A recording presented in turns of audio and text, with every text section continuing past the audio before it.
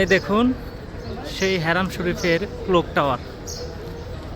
Clock টাওয়ারের নিচে আছি, একদম খুব কাছে আছে, আমি খুব নিকটে।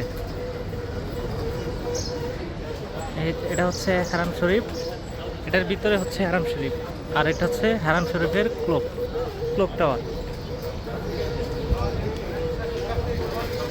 আলহামদুলিল্লাহ, এর আগে একবার উমরা করেছি, এবার দেখি ইনশাল্লাহ আসছি একটা কাজের সন্ধানে, সুযোগ পেলে অবশ্যই উমরাটা করব।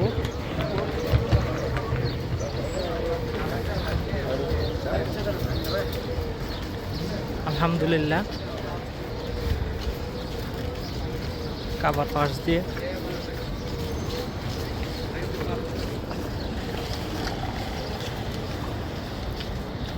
ক্লক টাওয়ার খুব কাছ থেকে দেখুন। আমরা তো সবাই ফেসবুকে ফটোতে দেখি, অনেক দূর থেকে ছবি তোলা, সেই দৃশ্যটা দেখি।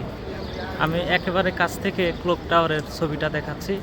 আর এর ভিতরে হচ্ছে আপনার হারাম শরীফ, অর্থাৎ কাবাঘর।